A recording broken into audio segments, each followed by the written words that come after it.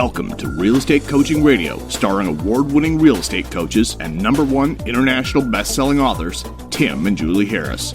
Real Estate Coaching Radio is the nation's #1 daily radio show for realtors who demand authentic, real-time coaching. Get ready for fluff-free, unfiltered, full-strength honesty about what's truly working to get you into action, helping others, and making money now in today's real estate market. Now to our hosts, Tim and Julie Harris. 3, 2, 1, and we're back. Oh my gosh. What the heck? Today's my birthday? It is. Happy birthday. No, I know it's my birthday. So thanks to all of you that are sending me birthday wishes. I really appreciate it. But I want to get something really clear. Happy birthday. You look great for 51. That technically is not something, no. You just say you look great. You don't have to say for 51, okay? And it's not just 51 either. It's for pretty much any birthday past when you're about, what did you say, like 12? No, maybe 15. Probably like 35. Okay. You look great for 35. Yeah, see, it doesn't work there either. Yeah, it's not really, right. I know it's supposed to be a compliment, but it kind of isn't because it's almost like we're really surprised you don't look like a bag of garbage at 51. Well, sincerely, you look fantastic and I love you and happy birthday. Thank you. I You're sincerely welcome. appreciate it. And thanks to all of you guys who are sending us birthday wishes. And thanks to all of you who were on our clubhouse this morning. And we really drilled down sort of a continuation of yesterday's podcast where we were talking about essentially limiting beliefs. If you didn't listen to yesterday's podcast, we had so many, actually I didn't tell you, Julie, the listens on that one from iTunes and Stitcher and all the others was through the roof. Fantastic. So we were touched on a vein that people really wanted to, Very nice. have tapped, as it were. So we did a continuation of that on our clubhouse this morning, and it was really powerful. So if you're on the Clubhouse app, just look for the name of our 8 a.m. every morning at 8 a.m. East Coast. It's called, what is it called? Real Estate Masterclass. And just look for it, and then you can join in. And I think it's something that is really a special opportunity for us to connect and converse directly with all of you. And Julie and I are really enjoying it, and all the other coaches and top producing agents that are participating are as well. So this is something that Julie wrote based on the conversations we had after the 2-hour-long Clubhouse event this morning. Julie? Now, yesterday, we actually presented this to you, the 4 questions exercise, right? So the 4 questions, and we won't drill down on that because you guys can get caught up on that podcast. 4 questions are, what do you believe? Like, what do you really believe in your heart? And then, is it true? Is it absolutely true? Who are you because you believe it's true? Who would you be if you didn't believe that? And then how can you turn around your thought process when you find out something's different than what you thought originally? So the easier, like the way I was framing it this morning that seemed to work is write down 3 to 5 limiting beliefs you have about yourself. Yes, these are negative thoughts, but you can handle it. They're in your head. So what are the 3 to 5 negative or the 3 to 5 limiting beliefs you have about yourself? And then go through the questions. And Julie, what I was doing that worked really well in the Clubhouse is I was combining the first and second question. Was that your, how are you benefiting by believing that? No, that was the last bit. Okay. So I was going to say, what do you believe? What was your limiting belief that you know is absolutely true? So I was taking these first 3 points, I was just smashing them into one question, and that actually helped quite a bit. Okay. That works for me. And remember, we did drill down on this quite a bit on yesterday's podcast. Right. So this is good stuff. So Julie was taking notes during our Clubhouse this morning when we were doing live coaching, which wasn't my intent, but that's how it worked out. That's how it went. Yeah, it was great. Very interesting. And for those of you in Clubhouse that or in our group that participated, respect for spilling the beans in front of so many strangers. That was very good. You guys did a really, a very impressive job in some cases of being transparent and cathartic, being introspective, really. Yeah. So let's go through this, Julie. And by the way, before Julie gets to her first point, I remind all of you that heck yes, Julie and I want to sponsor you at eXp Realty. If you're ready to join eXp Realty and you're looking for the right sponsor, just text me directly at 512-758-0206. 512-758-0206. And let's talk about why you may choose Julie and I to be your sponsor at eXp Realty. 512-758-0206. And also, guys, remember, if you want to sign up for one of our coaching programs, just hop on over to timandjulieharris.com, timandjulieharris.com, and you can read all about coaching programs, our student success, everything that you would want to possibly know, and then move forward and become one of our coaching members. And it's timandjulieharris.com. So, Julie? Yes, so these are 4 specific thoughts that I sorted out from that very long and powerful Clubhouse session that you had this morning. So this is kind of like, some common things that I settled on these 4 themes. Number 1 was fear of success. And so this went like kind of like this thought process. If I am more successful, notice how we start right off the bat with if and not when. If I'm more successful, I have to sacrifice fill in the blank. That happened. There were a lot of people saying that. Very right? thematic. So to translate this, we were hearing, I would have somebody in the audience and they would decide to spin the wheel of fortune, and they would then have to answer the questions. What is the limiting belief that about yourself that you absolutely know is true? And then who are you because you believe it's true? And what would you be or who would you be if you didn't believe that was true? And then what we were hearing a lot was a lot of people saying that they don't believe they deserve the success that they could have in life and business, or they don't believe they'll ever be rich, because then they had all these embedded excuses like, because I don't want to have to sacrifice my family. I don't want to have to, all those types of things. And so that's the point. It was fear of success ultimately. Yes, and so that spun into really examining that, right? So what's causing that and how are you benefiting that, right? So if you hang on to that, if I'm more successful, it means that I have to sacrifice all my family time. That means that I can maybe take a week or 2 off that probably my family needs to be working so that I can move us forward in life, because I'm going to use the excuse, well, if I work that hard, it's going to sacrifice my family. So I'd rather, not that spending time with your family is the problem. If you're thinking that, you're missing the point. But they're using that excuse to maybe be a little lazy sometimes, because that's kind of universally acceptable. I'm not going to work today because I've got to, go to a baseball game. And so the output of the going through the series of questions, remember, is what is the limiting belief about yourself that you absolutely know is true? And the first one being that Julie was just talking about is that you have to sacrifice, your soul, or you have to give up family time and your family will forget your name in order to be successful, and you're not willing to do that. That's the limiting belief that you have about success. And then the next question, remember, is who are you because you believe it's true? And then the next question would be, who would you be if you didn't believe that was true? And then the last question I was asking them that really seemed to hit it home was, how are you benefiting from that limiting belief, right? And so, Julie's example of the family time one, that is a little bit harder to decipher. But if you, for example, have a couple of ladies actually said, I believe that people don't like me, or they had some version of that, right? Yeah. And I thought that was really fascinating. And so when we worked through this decluttering of their thinking about that particular thought, the output was really quite interesting. And really what they were deciding, or what they discovered, was they had that limiting belief about themselves because it gave them an excuse then not to actually have contact with people that they'd otherwise not have contact with. In other words, why would I want to call that person, center of influence and past client, let's say, if those people don't like me? What's the point? They're just going to reject me anyway. Well, so you hold on to that, and that gives you an excuse not to call. Exactly. And the previous example, if I'm successful, if I'm trying to strive and earn money and all the rest of it, then it's going to be it's going to sacrifice my family life, and I'm going to end up rich, but I'll have nobody around me to share it with, or some iteration of that. Well, okay, so I'm not going to try as hard. Right, exactly. And that's how are you benefiting from that limiting belief? And the answer is what Julie just said, is that gives you an excuse actually to not have to do what you don't want to do when you don't want to do at the highest level. You're actually using your family as an excuse to be a little bit intellectually and professionally lazy. And in fact, if they knew that that's what you were doing, then they would not be cool with that, right? Exactly. So a lot of these things have some irony in them, especially when you take them apart and put them back together, right? So we talked about what to do about that. So, for example, to bring your family into what your professional goals are so they understand what you're doing and why you're doing it, and that it's valuable to them as well. And then in turn support you. Now, that also plays into, what if that was happening? Ooh, I don't do that because then I get pressure from my family to do what I promised them I would do, right? So there's lots of psychology in this, guys.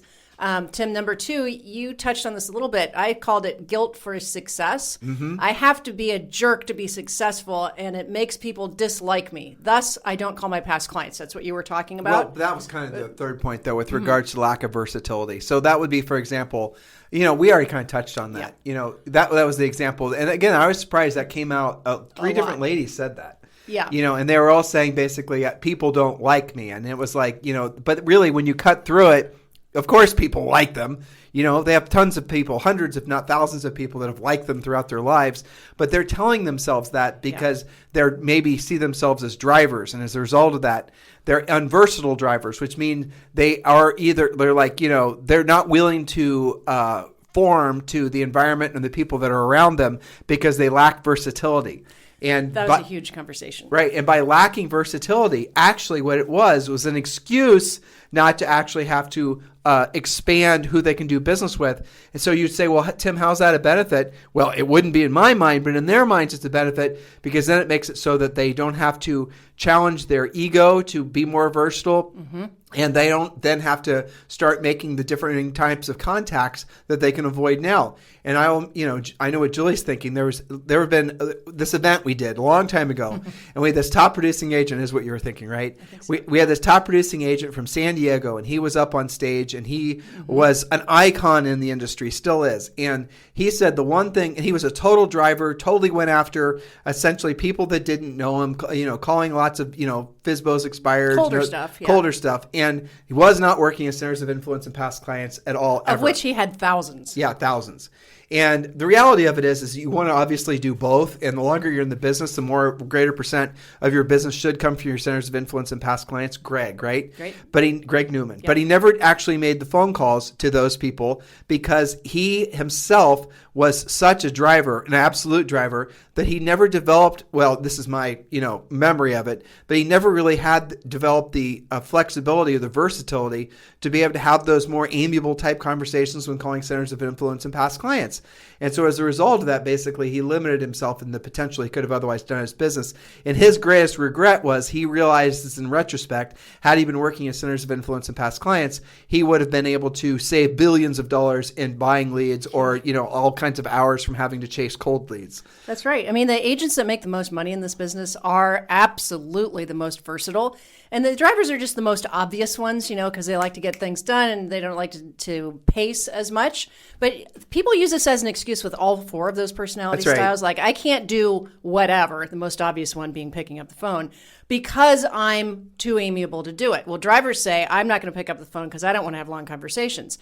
Analytical people will say, I don't want to answer the phone because I haven't got the research behind every call, right? Everybody's got an excuse. I can't do it because I'm whatever personality. In all four cases, whether you're D, I, S, or C, you're just using that as an excuse. You're not being versatile. And the longer you are avoiding that versatility, because you do have to actively work on being versatile, the less money you're going to make, the less people you're going to help, and the more upset you're going to be. So I heard this a few times. You don't have this as written as one of your points, but other people are saying, my limiting belief is that I do not deserve to be successful, right? Or I do not deserve to be rich. I heard that. And, that was something that was really fascinating. And that is something that's deep rooted in all of us. Now, if you're from the Midwest and you grew up in I did in a church and you were the whole thing, you were surrounded by reinforcing statements circulating around the idea that essentially, being rich is evil, or you have to, take from a rich person is only rich because they're taking from poor people, or just all these really huge limiting beliefs. More than your fair share. Not every church, obviously. I'm generalizing here, but there's a lot of limiting beliefs that some of us are given as wonderful little packaged gifts when we were kids, and until we actually pull those out and we challenge them, we don't realize how those beliefs are actually holding us back. And I'll tell you what's extra interesting about that is when you're confronted with the limiting factors of one of these beliefs that you got from somebody you love. Like your mom would always say, whatever she would always, whatever it was that she said, but you love your mom, have the best thoughts about your mom. But then you're actually doing some work on yourself and you're being introspective and you're remembering this little thing your mom used to say to you. And now as an adult who's being introspective, you're realizing that little thing that your mom was saying to you is now actually holding you back as an adult. Well, it's hard for you to let that thought go or to see, basically to challenge it or question it because you feel like you're being disloyal to your mom. And there's a lot of that in our deeply rooted psychology that until you confront it, you're always going to have that thing hold you back. And that especially is true when it comes to wealth accumulation or obtaining any level of success. People constantly, usually it's subconsciously, are holding themselves back because of learning that they had or mislearning they had as kids. And then it gets reinforced by maybe some political views, right? Or their best friend said something in passing about, redistribution of wealth, or, why does that CEO make so much money? Or Right. all of these things are, I call them like subconscious confirmation bias. Like once you're kind of looking for it, and then you get a little bit more of it, and then you start to like believe that that's normal. Well, like, for example, you hop on CNBC, and there was this subject line of one of their articles. They had, like, I don't remember what airline it was, but some airline, American, let's say. American CEO gets paid, $20 million. Average American employee only gets paid $35,000 a year. Okay, what is it that they're trying to trigger by reading that title? It's not fair. It's not fair, right? They're playing into rich people greedy, taking rich from guy's bad. Exactly. Mm-hmm. See what they're doing? And so they're basically manipulating you because they know a lot of people are raised thinking like that. And yet the CEO of an airline has kind of a different job than probably the average Joe. So I read the article because I knew what they were trying to spin it towards. Sure. And then as soon as you read the article, they were basically saying this guy had been the CEO for a long period of time, and his actual pay was like $162,000. And these are all basically stock grants and all these other things that he'd earned, that he'd accumulated over the last few decades. Well, that wasn't in the title, was it? No, it wasn't, because they were just trying to trigger people and play into those people's, That's my point, right? So limiting beliefs. You have to really work hard against that stuff. Okay, so another one that came out was I can't quit my current job because of blank, and I don't do that thing because I still have my job. That was a big circular conversation, right? So people only one guy said that. But people try to replace their Ziggy is a good example. Somebody actually did that. But she did. So here's we went through it, and really the essence of that one was actually his name was Jose, was that he has a government job. He's getting paid $60,000 a year. He's got a wife and a baby. The wife wants to stay home and take care of the baby.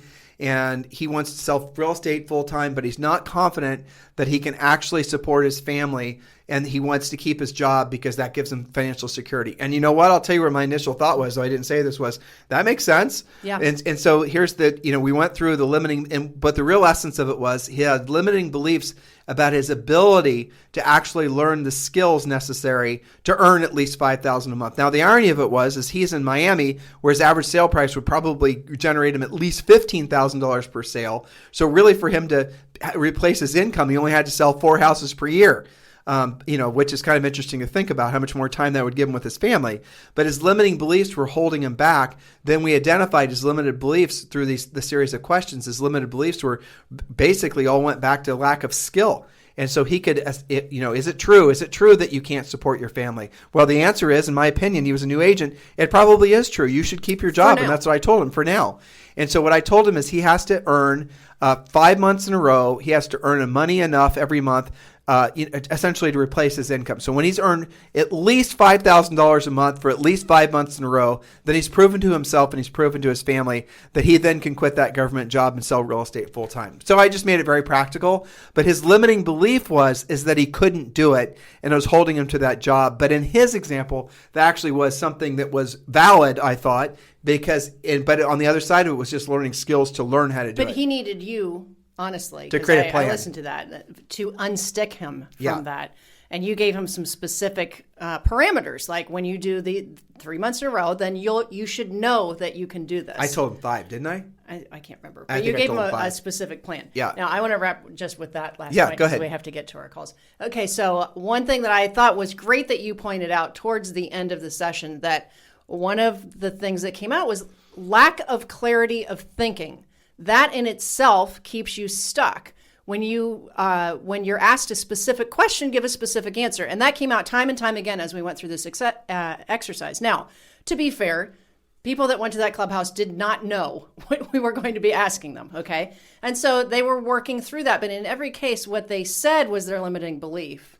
Once you drill down using the questions and asking more questions, was not really what the essence of the issue was. Because when I asked the specific question, what is the limiting belief that you have about yourself? What is a limiting belief that you have about yourself that's holding you back? Mm-hmm. And many of them, only one person actually answered with clarity. I think I went through 6 or 7 people, little coaching sessions, and only one person, a gal, I'm not remembering her name now, but she did it really well. Mm-hmm. Everybody else struggled to come up with very clear thinking. It's not because they didn't have limiting beliefs, but because they're not used to drilling down and thinking Confronting them. Well, sort of. But it was a little bit of ego that didn't want to basically admit what their limiting belief was, but really is their inability to have drilled down precise, concise, clarity of thought. clear thinking. And that was fascinating too as we were going through this, as they're trying to express themselves. They used these big words and, like they're paragraphs worth. They didn't know how to express themselves. They didn't actually know how to answer questions, which told me they didn't actually know how to think clearly. So if you don't know how to think clearly, you're never actually going to have focus, right? So having focus, being able to think precisely and being able to answer questions without having to, having multiple layers of onions peeled back constantly, to get to the core of the onion where the real essence of the thought was, or the real essence of the limiting belief was. It's a skill set that once you have it, you then will be able to be introspective and do a little self-coaching, which is, a great talent to have. Well, isn't that the point of the 4 questions, right? Is to help you think your way through and get some clarity. Right. Right. So I think this is a really valuable thing, and you can apply it to lots of different things. We had tons of different examples. These were just kind of the prevailing themes. So what should you do about this? Well, at the top of this podcast, Tim said, write down your top 3 limiting beliefs and then put them through the grinder, see what comes out the other side. Yeah, I mean, that's it. And so we did, again, this is a continuation really of what we did yesterday in the clubhouse this morning. So guys, this is a great opportunity for all of you to write down your 3 to 5 most dominant limiting beliefs. And I want to just be really clear. Some of your limiting beliefs are valid. For example, I gave the example this morning, I could never play, my limiting belief is I'll never be an NBA basketball star. Well, yeah, no shit, right? Okay? So then, but that's not what I'm talking about. Don't be cutesy with it. Your limiting belief is that you'll never be rich, maybe. Your limiting belief, like Rochelle came on, and she's 55, and she's not in the shape she wants to be. She used to basically compete in fitness things and run really fast and all the rest of it. And her limiting belief, and I thought she did a good job of it, was that she will never at 50, that she cannot get into, the best shape she possibly could be in at 55. And we went through her, her limiting beliefs about that. And then finally, we got to the point, the last question that I asked her, which is, your limiting belief, how are you benefiting from it? And then she was honest and she said, well, it gives me permission not to have to exercise. I can eat what I want to eat. I can, have more wine than I should be having. In other words, her limiting belief existed because it was creating a benefit for her, and that she didn't actually have to do what she didn't want to do, and she didn't want to do it at the highest level. So the limiting belief was there by choice, and that was really how the output of this process is realizing that your limiting beliefs are probably in your head because you're choosing for them to be in your head, maybe subconsciously choosing for them to be in your head because you're getting a benefit from them. But you don't realize the ramifications of those limiting beliefs, and you really can choose to go in a different direction. And hopefully you guys are vibing with us on this topic because it really can have a profound impact on your life. Any closing thoughts, Mrs. Harris? Yeah, I think tomorrow's clubhouse will be a new adventure, so tune in. Tell them again if they can do that. I don't want to do as much talking as I did this morning on the clubhouse. That's true. So hopefully we'll have some more. Well, if they show up, maybe there'll be a moderator with you. You never know. Exactly. So in the meanwhile, guys, if you need me for anything, if you want to join Julie and I at eXp Realty, feel free to text me directly at 512-758-0206, 512-758-0206. In the meantime, thank you for continuing to make this the #1 listened to daily podcast for real estate professionals in at least the United States, as I'm happy and proud to say. And thank you again for all the birthday wishes, and I really appreciate it. And guys, thank you. And remember, Julie's birthday is on Friday. She's 35 I'm not going to say how many times. That's okay. It's 35 again. It's a good number. She may have been 35 before. And I will be again. And she may have been 35 a number of years ago. All right, time to wrap. But I'm not allowed to say her age. So you guys have a fantastic day. We'll talk to you on the show tomorrow.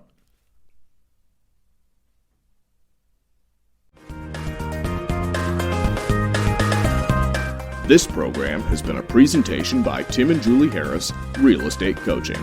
For more information on our real estate coaching and training programs, visit our website at timandjulieharris.com. Remember to tune in weekdays at noon for upcoming shows. And until next time, thank you for listening to Real Estate Coaching Radio with Tim and Julie Harris. This podcast is a part of the C-Suite Radio Network. For more top business podcasts, visit c-suiteradio.com.